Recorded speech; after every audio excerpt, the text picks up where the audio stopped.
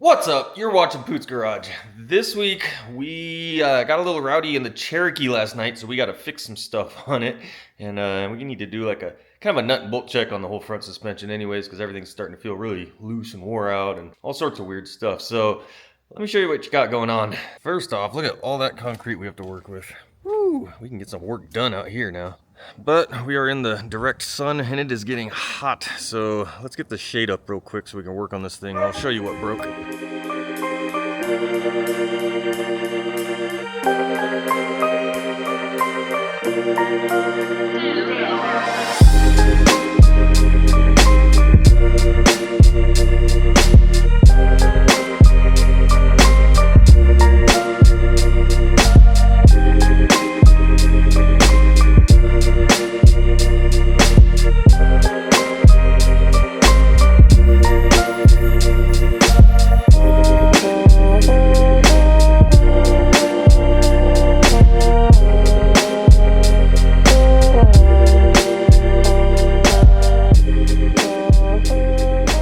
Better. The sun's still at a low angle, so I'm only getting one side right now, but that'll help. Once the sun moves up a little bit, we'll be in the shade.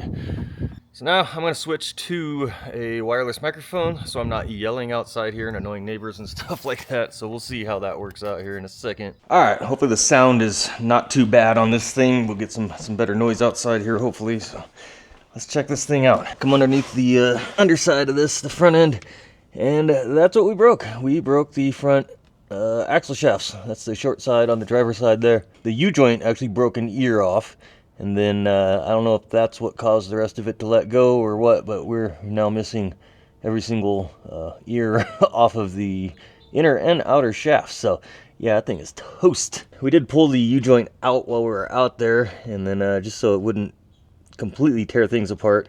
And then my ball joints were trying to get separated because of that, so I gotta inspect those real good here too, make sure they're still good. But yeah, we were a little rough on things last night. I don't think I did a whole lot of more damage on the front. I'm sure some of these nicks and bruises are from recently, but who knows what's what. This steering bolt over here, I know these are supposed to flop like that, but that bolt is actually loose in there, so I need to tighten that up. I tightened it before we left, but it's loose again, so I need to get some Loctite or something on it. We were out last weekend and I bent this control arm. That thing got dented and pushed up, so that's a little out of whack. And then this transmission cross member has been an issue here for a time. Every time I go out, I beat it up a little bit further, and you can see that thing is in bad shape right now. Look how flattened it is. It's all pushed up.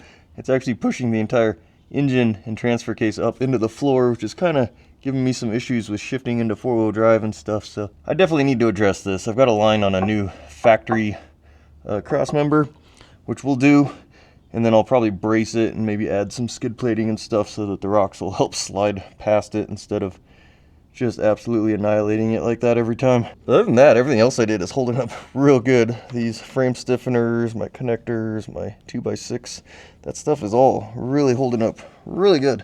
I'm pretty happy about all that. New exhaust seems to get new dents in it every time we go out. Lots of random stuff like that upper control arm that has that little wear spot on it right there. That's actually hitting right here. It's hitting the outside edge of the yoke, which isn't really hurting anything, but it's definitely contacting, which is a new thing. I don't know what that's all about. And with my T-case getting pushed up so hard, it's rubbing everything up here. It looks like it's rubbing, I don't know if it's that bolt or what, but I got this nice polished line all the way around. So yeah, we definitely need to address this T-case transmission mount. Even got my T-case a little bit there. That would suck to break open. Rear end's holding up good. This is the cheap Rough Country drive shaft. It's holding up good. This 8 1/4, it's taken quite a few hits, and this is becoming a big issue. This is just an anchor. So I might actually look into start shaving this lip off the bottom here. I don't know, I gotta look into it a little bit further, but we really need to do something about that, I think. And as for just last night, I think I probably caved in this rear corner again. I'm always hitting this passenger rear corner for some reason. It always drags through a rock. And I did scrape down the door, but that's just no big deal, just a scrape all the way. But yeah, it was a good time. You can see all the recovery gear is out because we had to do some winching and pulling last night to get things off rocks and whatnot, so this thing's a mess. I need to go through and reorganize everything. We also kind of learned our limits on some tools. I need to get more pliers and stuff in my little toolkit, and then go through everything and just figure all that stuff out again. I also need to make a permanent mount for a high lift, so it's kind of a pain in the butt having to tie it down every time I'm in there. So that's where we're at. So I'm just gonna have to tear this thing apart. I've got new shafts already. I've had some spares that we can throw in. I've actually some upgraded shafts. Well, I guess we'll just put those in now. Obviously I was waiting to do the re-gear and all that stuff, but kind of need it right now. We're gonna inspect them ball joints too, make sure they're not all loose and tore apart. If they're still good, we'll run it. If they're loose and floppy, then I guess we'll be doing ball joints today too.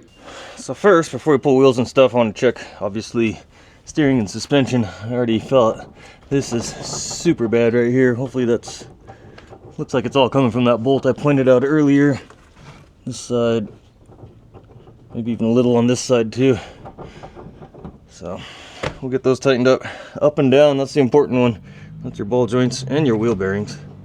Now, I feel some heavyweight movement. It's probably ball joint. We'll check that here in a second a little closer. But it could also be just a wheel bearing. This is a lot easier to do with two people. I'll try to call somebody real quick, but we're just gonna do it. So check your ball joints. You really put something under the tire, a big pry bar, and you lift, and you wanna feel that clunk. Now, if you have two people, one person's doing that, the other person has their hand on the ball joint, you can feel the squishiness and the movement. Since I'm kind of by myself, I gotta give her the old reach around so I can check the upper. Oh yeah, it's moving for sure. And then we'll check the lower. Can't really feel it too well. Usually upper is up and down, lower is usually more of a back and forth. If you push hard, that's usually your lower. Looks like we're gonna be doing ball joints. Let me check the other side too, just to make sure. All right, this side. It's got a little something there. Might be wheel bearing. Yeah, see the upper ball joint. Oh, there it is. Yep, it's got play. They're wore out. All right, so I went down to Napa Auto Parts, and they don't have anything that they can get today to put ball joints in this thing.